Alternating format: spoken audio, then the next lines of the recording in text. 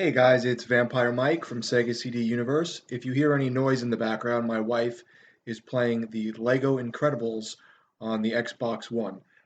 So I wanted to just briefly speak about Killer is Dead on the Xbox 360. It was also out on the PS3, and there's an extreme version on the PC. This is a Suda 51 game, and it looks like it was published by Xseed, who does a lot of those quirky Japanese titles and RPGs. So I own No More Heroes. I may have owned Killer 7 at one point, or maybe I wanted it, but I never played it. I also own No More Heroes 2, and I also picked up Shadow of the Damned the other day for $1. So this is my first Suda 51 game. And I know a lot of people weren't very impressed with this one, so it may not be the best one to start with, but I don't know, it seemed interesting. So about a year, maybe 2 years ago, I had a coupon to GameStop, and it was $5 off of anything $5 or more. So I got this for like $1 and change after like the 10% off. Um, the whole game is cell shaded. It looks a lot like Bayonetta. It plays sort of similar to Bayonetta, except instead of like jumping around and using your legs and your arms, you're primarily using a sword and like a gun. The story has that goofy kind of over the top schlockiness that Bayonetta has. I'm going to be talking about that game a lot because it really reminds me of this. You pretty much run around and combo demons with your sword and then like do like finishing moves. Sometimes certain things have to be beaten certain ways where you have to like either guard break them or dodge and then do a move first before you can get a hit in. It's fun, but it's very repetitive.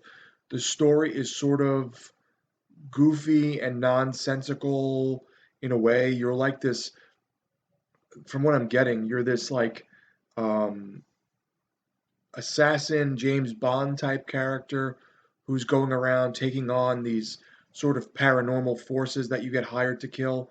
So like people go into your office and hire your team to take someone, some like evil ghost or evil being out. One of the missions I just played, I had to kill a vampire. So it's weird. Sometimes it feels like it's weird for the sake of being weird. It's not necessarily interesting or fun, but it's decent. It's not something I would go out of my way to play again. I'm not super far in it. I'm probably, I don't know, 5 missions in. I think there's like 12 or 13 missions, and then a bunch of side missions that aren't always story related, but sort of like subplots. It's okay. I know people really love Suda 51, the developer. They feel like he does really quirky, interesting titles, and it's definitely quirky and it's definitely interesting. But so far, I prefer Swery65, who did Deadly Premonition, more. I think his games are a little more weird and intriguing, um, but that's just me. I know that they know each other and they're friendly.